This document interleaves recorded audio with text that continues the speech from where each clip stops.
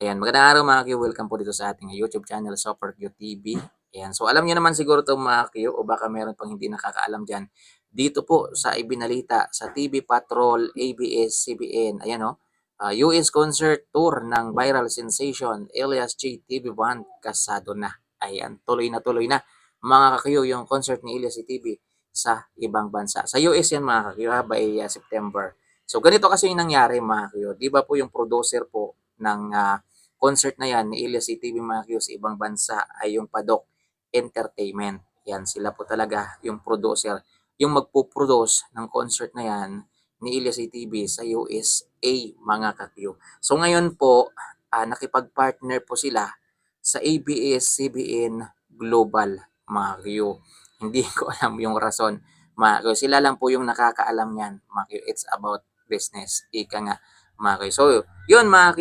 So official na po partner dito sa concert US tour ni Ila TV ang ABS-CBN Global at Padok Entertainment. Dalawang kumpanya yan mga Q na malalaki pagdating po sa entertainment na nagpo-produce ng hindi basta-bastang mga concert mga Q sa ibang bansa. So sila na po yung hawak sa concert ni Elias DTV mga Q sa ibang bansa. So expect natin mga ka-Q na hindi po ito yung unang concert ni Elias DTV mga Q sa ibang bansa kundi masusundan pa to guys ng mas marami pang concert sa ibang bansa mga kakyo. Grabe, ano pong masasabi dito ng mga inggit. Ito, questionin nyo po yung dalawang malalaking kumpanya na yan mga kayo, yung ABS-CBN Global at saka yung Padok Entertainment kung bakit nila prinodos si Elias ATV sa ibang bansa pa para mag-concert mga kayo. Isinasabi nga ninyo wala ngang album. Ayan, paano yan mga kayo? Paano natin yan na haharap yung katotohanan mga Q? Yan, tanggapin na lang natin guys. Ako na po yung nakikiusap sa inyo. Tanggapin na po natin. Wala na po. Sikat na po si Ilyas TV. Imagine, Padok Entertainment plus ABS-CBN Global ang magpo-produce ng concert hindi lang po sa Pilipinas. Remember that mga Q, kundi sa ibang bansa mga ka-Q. Baka yung mga buzzers na to guys, baka sa kanilang probinsya lang yung nararating ito. Ito makakarating na po siya sa ibang bansa. Mag-iikot po siya sa ibang bansa si Elias TV. Kaya guys, tanggapin nyo na lang. Ako na po yung nakikiusap sa inyo guys. Parang awa nyo na sa mga sarili ninyo. Masyado nyo na binibigyan ng stress yung mga sarili ninyo. So yun lang guys yung gusto kong iparating sa inyo ngayon. Yung gusto kong i-share sa inyo. Alam ko yung iba mga Q, alam na rin to mga Q. Pero mayroon din dito mga Q, hindi pa siguro alam to. Kaya ito, sinare ko na lang dito sa ating YouTube channel. Dapat kahapon ko pa to mga Q, gawan ng reaction. Kaso nga lang may mga inuna po tayong gawing reaction mga Q. Kaya ito, ngayon ko pa lang po siya na gawan. So yun mga Q, summary po tayo. Isa po sa pinunta nila Elias TV doon nung Monday, nung rest day po nila sa Maynila, ay about po dito guys. Yan, marami po silang appointment noon mga Q. Isa na doon yung meeting sa mga director mga Q at yung contract signing din po nila sa composer ni Elias TV mga Q.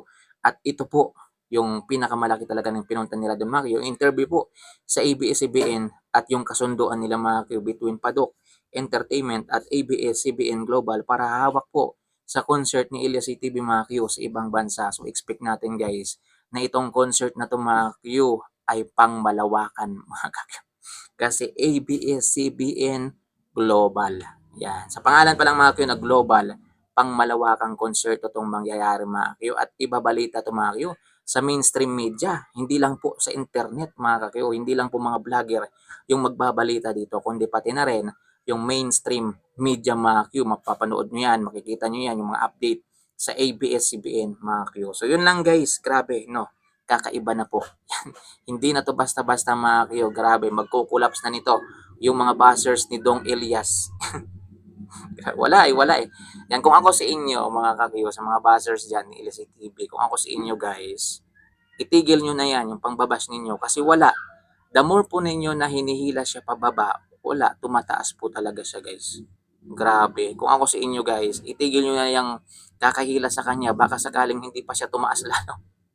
Kasi kung hihilahin nyo pa siya, hihilahin nyo, wala, tumataas ang tumataas. Ayan, kaya maano lang talaga kayo guys, ma-high blood lang talaga kayo. Yan, grabe, maapektuhan po yan.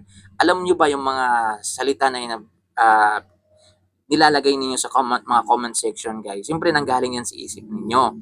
Ngayon, itatype ng kamay ninyo. So, ibig sabihin, nagpa-function po yung buong katawan niyo dyan. Yan. So, baka magkasakit po kayo dyan sa ginagawa ninyo. And kaya kung ako sa inyo guys, parang awa nyo na please. Ako na po yung nakikiusap para kay Elias TV. Itigil nyo na po. Itigil nyo na. Suportahan nyo na lang guys.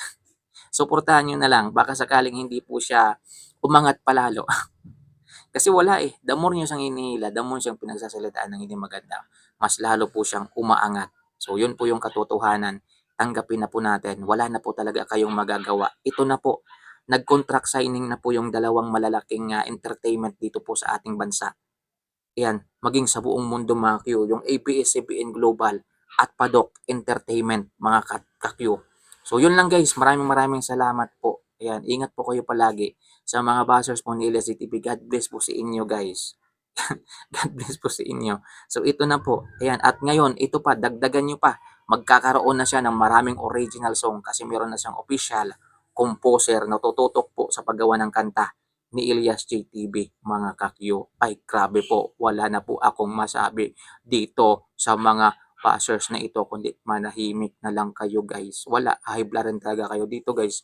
Maniwala kayo sa akin, magkakasakit po kayo. Kasi tuloy-tuloy na to. Itong concert mangyayari pa to by September. Pero ngayon, itong July, August po, tad-tad po ng gig concert ang Elias JTV Band. So wala talaga kayong magagawa guys. Hindi nyo na ito mapipigilan. So yun lang guys, maraming salamat po sa inyong lahat. Ayan, most mga supporter po ni Elias TV, I love you po sa inyong lahat guys. Sana po supportahan niyo itong aking YouTube channel. Ingat po kayo guys.